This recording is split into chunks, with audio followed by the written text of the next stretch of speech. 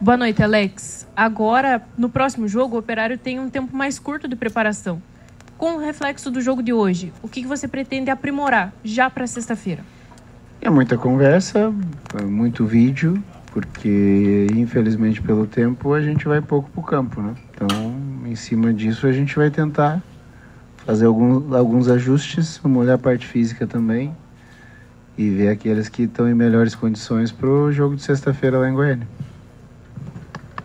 Alex, primeiramente, boa noite. O Operário no primeiro tempo foi muito bem, conseguiu fazer 1-0 com o Vinícius Mingotti.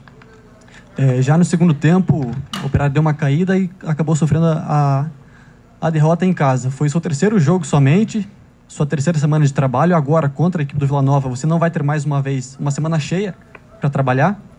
E a principal mudança no segundo tempo foi a entrada do Léo Silva. Você trabalhou com ele no São Paulo, no Sub-20, foi seu capitão no Sub-20. Qual é o seu nível de confiança nesse atleta? E o que o Operário pode fazer agora para mudar já rápido essa chave para enfrentar o Vila Nova no próximo jogo? E o nível de confiança é 100%. Talvez seja o jogador do elenco que eu mais conheço. Foi meu atleta há 2 anos.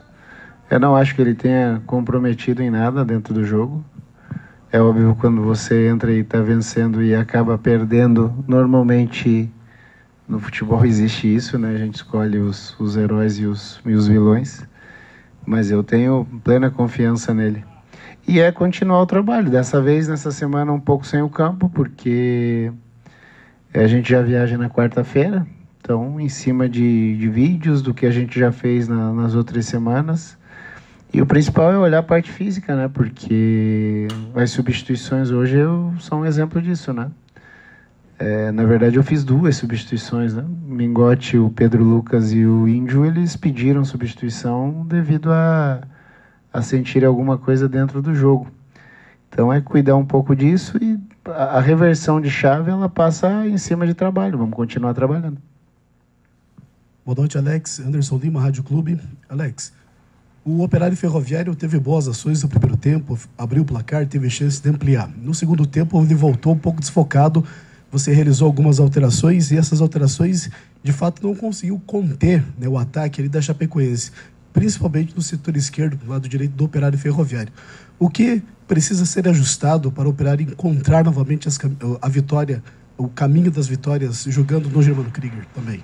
Não, o futebol é feito de eficácia, né? Se nós olharmos o jogo em si, nós poderíamos ter ampliado o 1-0 bem antes da Chapecoense chegar no seu empate. Se a gente olhar o jogo, a Chape, ela veio esperando para contra-atacar, teve os seus contra-ataques no início, aí nós tivemos o gol do Mingotti, aí nós tivemos a bola do Mingotti na trave, nós tivemos um lance com o Bosquilha. Início do segundo tempo nós tivemos uma bola belíssima do Rodrigo com o Mingotti, que acabamos não fazendo gol. Então, assim, a nossa eficácia, a nossa eficiência, ela tem que ser melhor. Se nós olharmos o gol da Chapecoense, nós tínhamos a chance de uma finalização, foi um contra-ataque do contra-ataque. Então essas coisas alteram muito, são fatos que acontecem no jogo, às vezes corre a nosso favor, às vezes corre contra. Se vocês lembrarem da entrevista que eu dei contra o Novo Horizontino aqui, eu falei a respeito do primeiro lance do Novo Horizontino. Aquele dia foi a nosso favor, hoje infelizmente foi contra. Alex, boa noite. Em relação às alterações, ou pelo menos uma das alterações, já que a maioria delas você disse que foi por causa de questão física e tal. A alteração feita com a saída do Pedro Lucas e a entrada do Léo Silva, qual foi exatamente a tua intenção com a alteração e o que não surtiu efeito como você esperava? Não, na verdade o Léo é um jogador de meio campo e ali nós tínhamos 2 opções, ou colocar um extremo de natureza mesmo, nós tínhamos no banco o Claudino e o Ronald, ou colocar um jogador de meio campo para fazer um movimento parecido com o que o Pedro Lucas faz, só que sem o pé esquerdo do Pedro. Eu não tiraria o Pedro. O Pedro estava jogando de uma forma no qual a gente estava gostando, mas infelizmente ele pediu a substituição. A ideia com o Léo era compor ali com o Diogo, porque era onde normalmente entravam as bolas em diagonais, pelo Léo ser um jogador de meio campo, ter um controle maior. E se nós olharmos o jogo, de novo entra na eficiência, né? Se nós encaixássemos, de repente, esse contra-ataque com melhores escolhas, talvez a gente tivesse chegado ao 2-0 antes da Chapecoense empatar o jogo. Então a ideia era essa. Alex, boa noite. Lincoln Vargas, da Rádio MZ. Esse é só o terceiro jogo. A gente viu aí o Operário com algumas atuações bem distintas já na estreia contra o Novo Horizontino. Uma partida que o Operário conseguiu a vitória, mas teve sim uma grande atuação. Nos últimos 2 jogos, partidas abaixo. E nesse momento, claro que são apenas 3 jogos, mas nesse momento o Operário aí tem uma campanha pior do que teve em 2022, no ano do rebaixamento. Eu queria saber, nesse momento, com os números difíceis, aí, como fazer para atrair, chamar o torcedor e principalmente melhorar esses números com o apoio da torcida. Não, diante do torcedor eu não posso falar nada, né? O torcedor é um apaixonado pelo clube e o que condiciona ele a participar mais ou menos é o tamanho da paixão dele, o tamanho do desejo dele. Nós aqui temos que seguir o nosso trabalho e melhorar as nossas condições, melhorar os nossos jogos, melhorar os nossos resultados.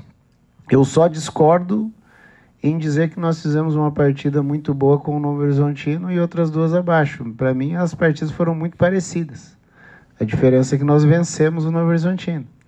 Então, se eu ficar atento ao resultado, é óbvio que o resultado do Novo Horizontino nos favorece e a gente sai feliz. Mas naquele dia eu também saí preocupado, como eu sigo preocupado e sigo procurando ajustar. Nessa semana um pouco menos no campo, mais dentro de conversa e de vídeos. Mas a gente tem muito para melhorar. Relacionado aos números passados, é algo que eu não fico olhando, não. Fico olhando para esse momento aqui. São outros jogadores... são situações diferentes e a gente tem que olhar para frente e tem muita água ainda para passar debaixo dessa ponte, mas é óbvio que a gente tem que melhorar bastante em cima do que a gente se encontra hoje. Alex, eu queria que tu falasse sobre o Rodrigo Rodrigues. Ali ele teve um bom desempenho no jogo, várias chances claras que aconteceram, foram passes dele que foram muito bem dados. Primeiro sobre o Rodrigo Rodrigues e depois queria que tu falasse sobre o lance polêmico do pênalti, porque o árbitro demorou muito tempo para ir no VAR, inclusive tu foi conversar com ele depois, queria saber o que ele teria falado para ti e o que tu achou desse lance. Relacionado ao Rodrigo, um jogador importante, a gente conta com ele, espera que ele siga bem, siga melhorando, que ele melhorando ele aumenta o potencial do nosso time. Relacionado à posição é estranho, porque não se chama o VAR para impedimento. E ele falou que foi pro VAR e viu o impedimento. Então é no mínimo estranho, porque se o pessoal que está na cabine já verificou o impedimento, lá de cima avisa o árbitro e o jogo segue. Então, assim, quando se vai pro VAR é para se olhar o lance, se houve penalidade, se houve falta ou não.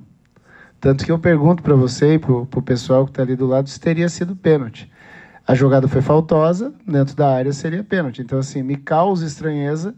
E, ao mesmo tempo, não me causa estranheza, porque, infelizmente, a arbitragem brasileira é uma arbitragem complicada, no qual se altera até a regra. Ninguém vai pro VAR para olhar impedimento.